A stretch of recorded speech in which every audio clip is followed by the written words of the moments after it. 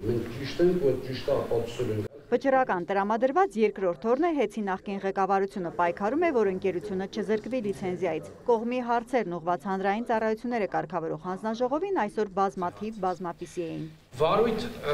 հարուցող ՀՑԿ նախագահը իր վարույթ հարուցելու որոշման մեջ հստակ նկարագրել է տկենի հաղորդումը, որում տկենի հաղորդումներ ունենք։ Բառացի,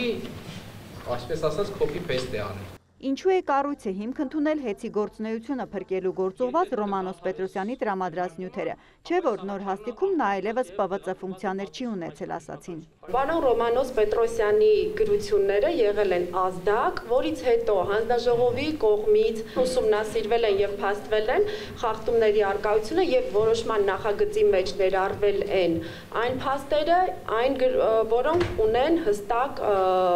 ապացուցողական բազա։ Հարցերը փաստացի առաջ չէին գնում, քանի որ պատասխաններից նոր հարցեր էին ծագում։ Արդյոք հանձնաժողովն ինքնուրույն հարցում ճշտումներ է արել, օրինակ փորձել է լսել նյութերի մեջ եղած 40-ից ավելի գրավոր ցուցմունքների հեղինակներին, գուցե պարտադրված են գրել։ Որևէ վկայի վարույթի շրջանակներում հարցաքններ կամ գրավոր հարցաքննություն վերցրվել է, թե ոչ։ Պատասխանեք, պարոն կառույց։ Վարույթի ընթացքում ժամանակավոր կառավարչի կողմից ներկայացված բացատրությունները հանձնաժողովի կողմից չեն դիտարկվել որպես վկայի ցուցմունք, դրանք դիտարկվել են բացատրություններ։ Գալով ընկերության նկատմամբ վարույթ հարուցելու ու ժամանակավոր կառավարիչ նշանակելու հիմք հանդիսացող խախտումներին Հեցի նախկին ղեկավարությունը փորձեց հստակեցնել։ Հիմա այս 9 խախտումների մասով վերջի վերջո մենք խախտում արձանագրեցինք, թե չարձանագրեցինք, հանձնաժողովի որոշման նախագծում որևիցե բան չկա։ Ընդ որում սրանք այնպիսի խախտումներ էին, որ առաջին հայացքից որ կարդում ես, ասում ես շատ կրիտիկական վիճակ է։ Առաջարկում եմ հաշվի առնելով նաև վարույթ հարուցելու եւ կանխարգելիչ միջոցառում կիրառելու որոշման դատարանում դրա իրավաչափության քննարկման հանգամանքը հաշվի առնելով հնարավորինս զերծ մնանք վարույթի հարուցմանը անդրադառնալուց։ Քննարկման առաջին ժամվա ավարտին նիստը թեժացրեց դահլիճում ինչու են ոստիկաններ ներկա հարցը։ Ոստիկանության համազգեստով աշխատողները գտնվում են դահլիճում։ Հարց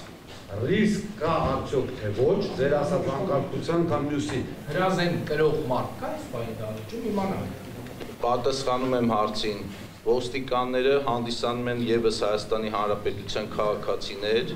եւ կարող են մասնակցել տրմբած նիստին։ Նիստը նախագահողն ի վերջո նահանջեց եւ բանավեճի վրա ժամանակ չվատնելու նպատակով առաջարկեց։ Հարգելի ոստիկաններ, հենց այս վարքյանին խնդրում եմ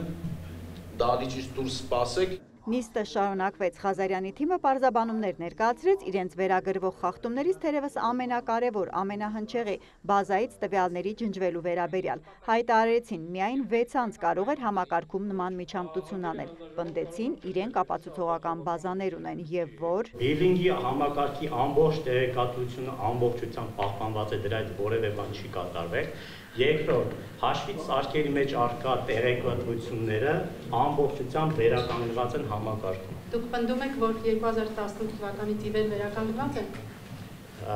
Տիկին Շահինյան, նշում եմ, հաշվից արկերում առկա ամբողջ տեղեկատվությունը վերականգնված է։ Այն ինչ որ պետք է լինի, տեղեկատվությունը վերականգնված է։ Արձագանք եք տիկին։ Արձանագրենք էլի, շատ կարևոր է։ Սահուն փուլ մտած հարցուպատասխանը գուցե շարունակվեր, եթե միկրոֆոնը անսովոր չխշար։ Ուշադրության արդյունքում Տաշիր կապիտալի փաստաբանները սեղանին իրենց համար տարօրինակ սարք նկատեցին։ Այստեղ ինչ-որ մի հատ միկրոֆոն է միացված, ոնց որ մեզ ինչ-որ մեկը դրսից տեսում է հեռախոսում։ Տեխնիկական խնդիրը լուծելու համար նիստն ընդմիջվեց։ Վերադարձին Մեսրոպ Մեսրոպյանը հայտարարեց, հարցուպատասխանը չի կարող 5-6 օր ձգվել։ Ժամանակն անսահմանափակ չէ։ Նիստ այսօր շարունակենք մինչև ուշ գիշեր, ինչ այստեղից որոշումով այսօր պետք է դուրս գանք։ Հերմինե Բաղդասարյան, Էդգար Դավթյան, լուրեր։